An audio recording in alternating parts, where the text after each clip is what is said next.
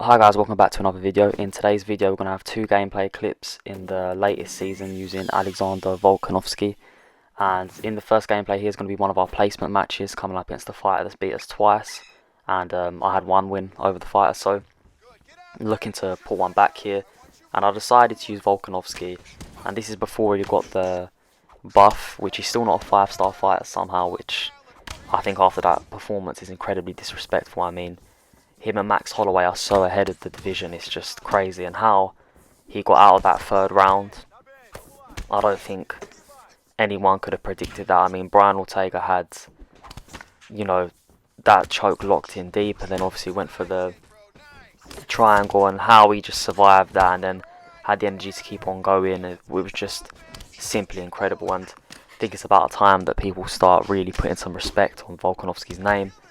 And I was expecting him to be a 5-star fighter in this latest update, but unfortunately he's not. However, he's still one of the better fighters to use in this division. Obviously, right now the main ones, obviously Max Holloway being the 5-star fighter, and people just pressure box with him and break your block and then look to finish you that way. You've obviously got Jose Aldo, who I'm coming up against here, T-City, Brian Ortega, and you've got the Korean Zombie. Obviously the sort of hidden gem now is Zabit. He's not used as much as he was last year, but still a very viable option. But yeah, I just think after that performance I deserve to put up a video using him, showcasing how I use him. And he's just so well rounded that you can use him in a variety of ways. Obviously you can stand, and he's got a lot of power, good combinations. Or you can look to dominate on the ground, which is what I do. I really use him as a MMA fighter. I mix in all aspects of his game, got decent submissions, and you can really work the ground game against someone like Jose Aldo.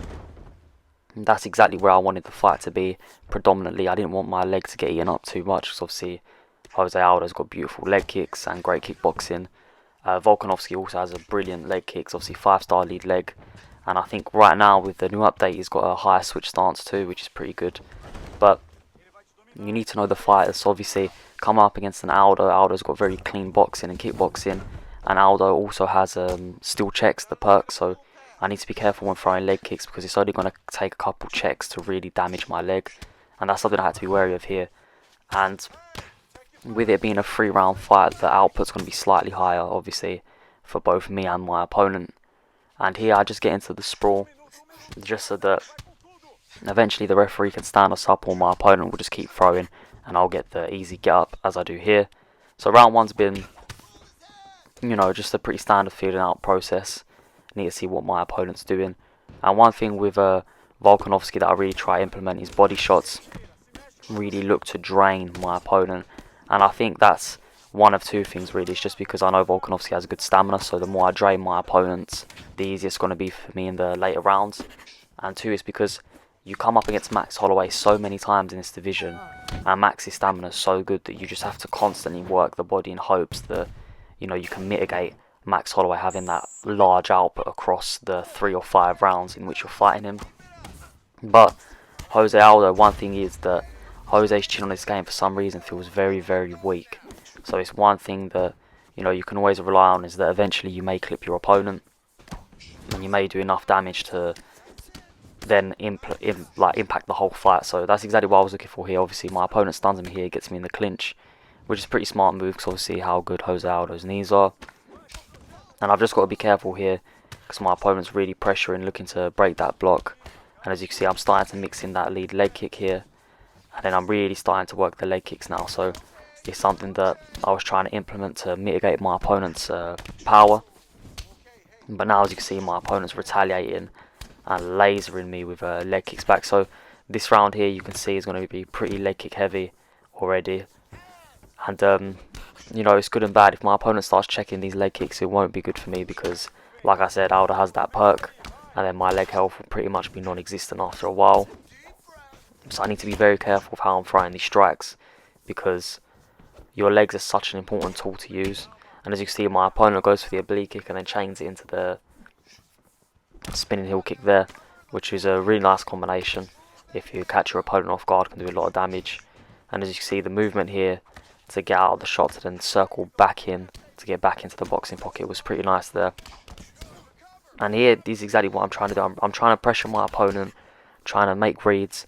And obviously, I've always said before, I'm not the biggest fan of 3-round fights, just because I feel like if you're fighting someone that's a wrestler, you can just, they'll just take you down and hold you for 3 rounds.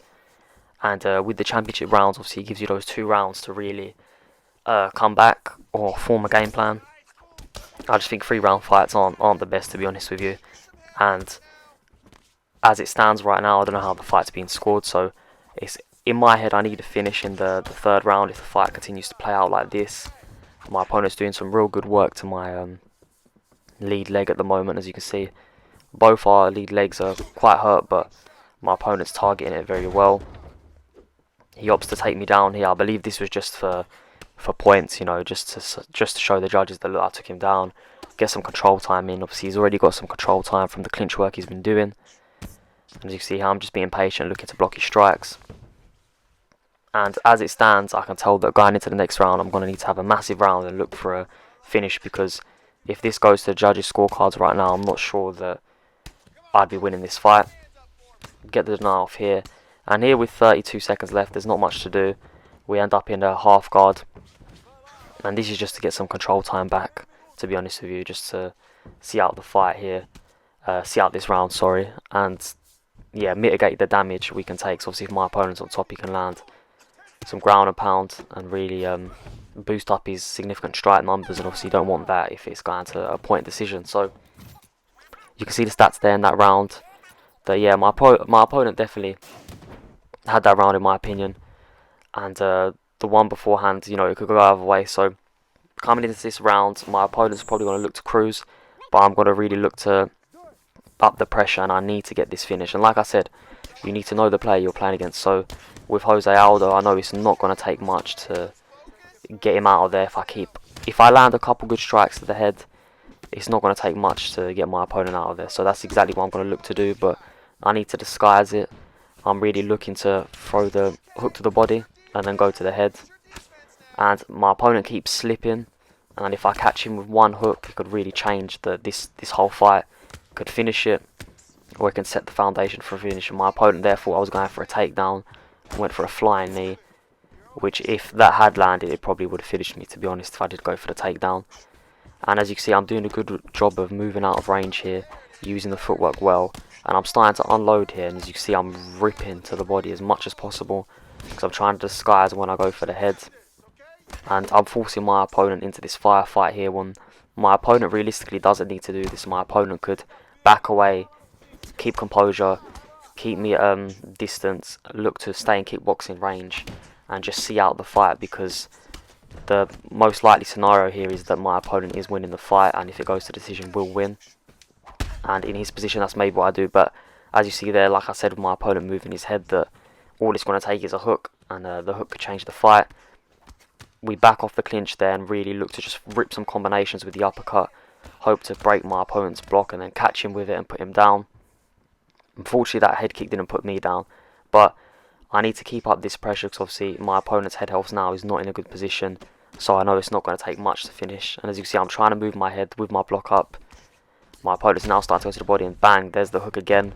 Like I said, with the way my opponent was moving his head, it wouldn't take too much. And here I'll opt not to go to the ground, because I don't want to waste time. By keeping it on the feet, I have a chance of losing as well, but I have a bigger chance of finishing the fight, which is exactly what I needed. And then with the ground and pound here, we get my opponent out of there, who then rage quits. So jumping into the next gameplay here, we're coming up against a Conor McGregor fighter who's in Division 14. I'm in Division 7, so doubled me at the moment. And we was 1-1 going into this fight, so I was really looking to get the victory here to make it 2-1.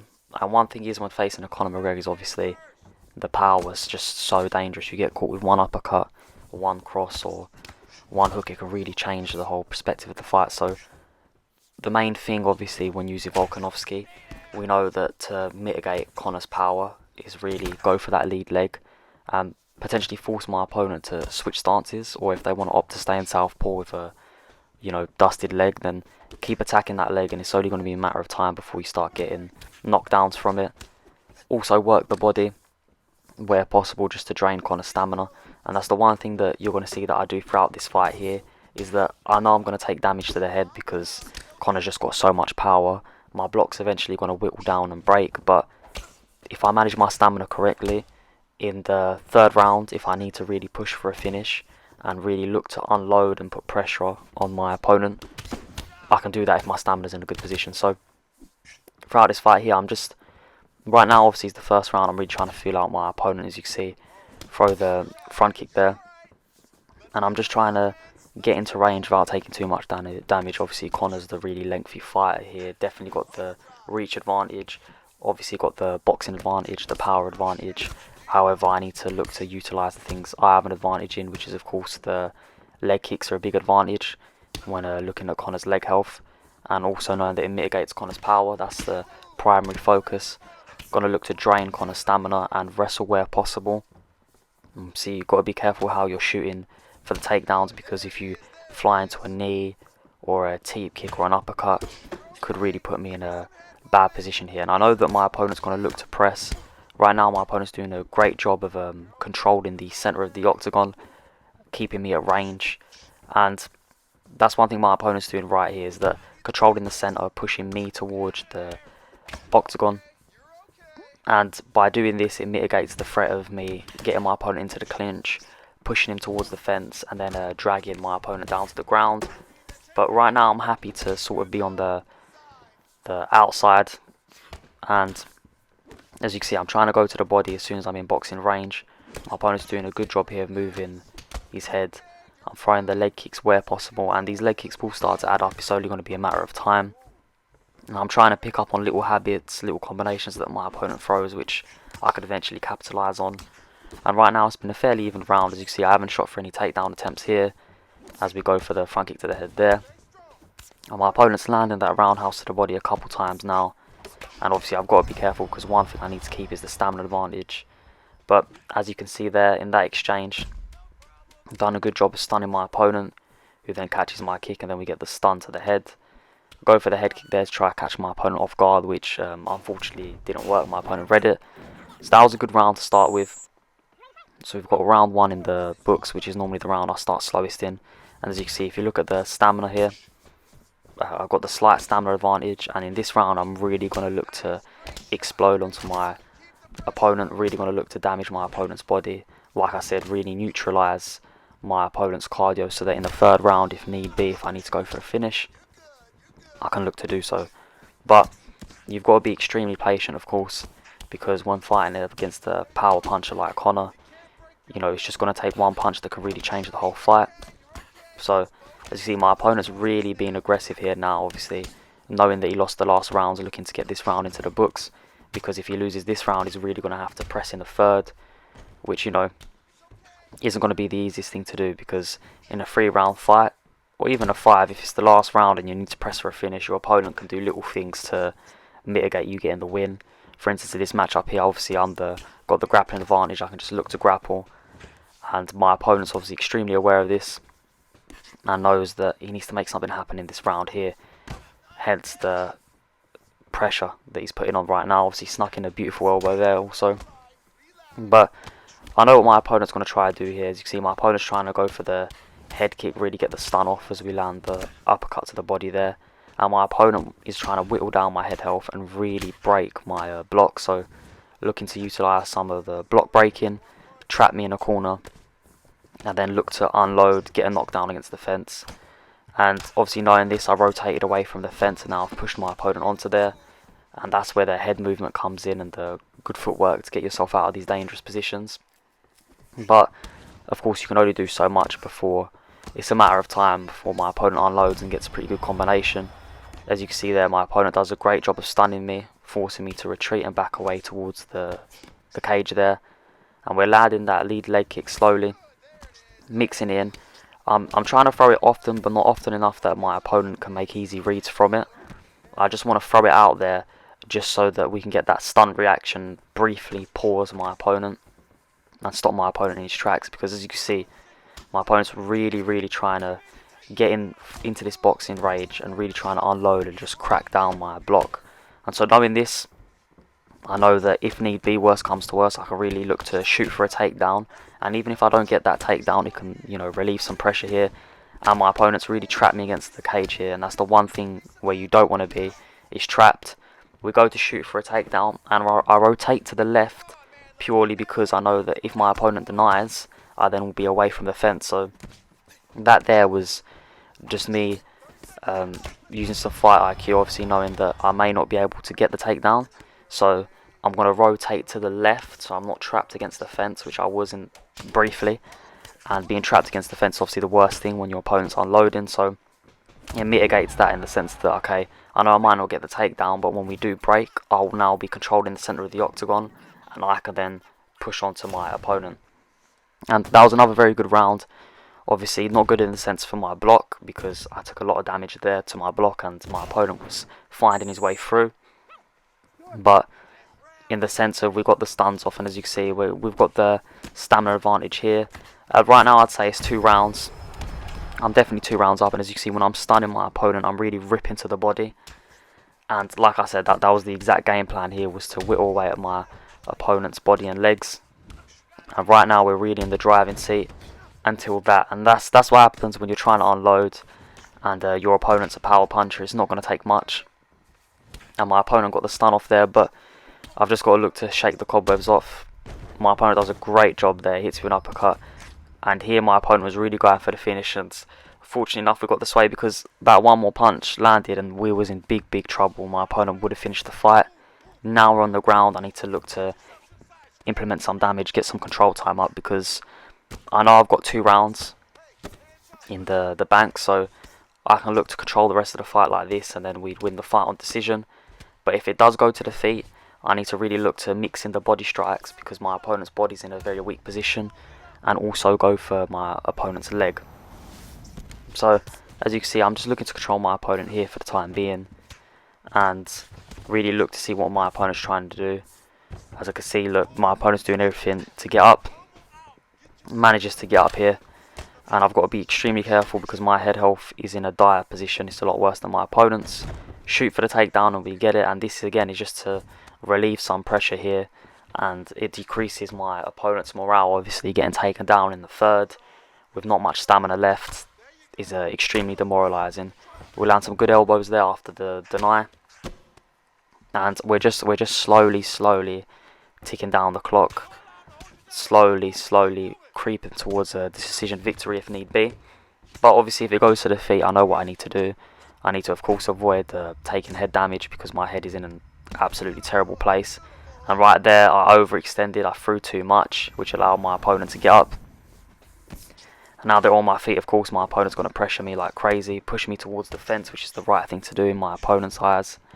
Go for the takedown, and we keep on persevering with it, and we end up getting my opponent down even after the deny, and that's just because of the stamina advantage, and that there is where it really plays dividends. My opponent ends up reversing the position and getting on top here, going for the ground and pound finish, and we sway again. We've done a good job of swaying when we're on the ground. As you can see, I went for another takedown there, didn't get it. My opponent unloads there, we crack in, body, and the fight is over. So that's where the body work is really showing. My opponent done a good job, especially of pressuring me, but when using Volkanovski, you've just got to remain calm like he does in real life. I mean, he is amazing. He really needs, he needs to get the respect he deserves. But yeah, so that's 2 fights using Volkanovski. I'll probably will upload another one in due time, just because he's obviously got the new update. He's improved in certain aspects, so I'll definitely look to get that video out in the near future. The next video coming out should be a Brandon Moreno video. That'll also be in the new season against a subscriber, but it was on a ranked online game, so look forward to that. Thank you for watching the video. Please like, comment and subscribe, and I'll see you next time.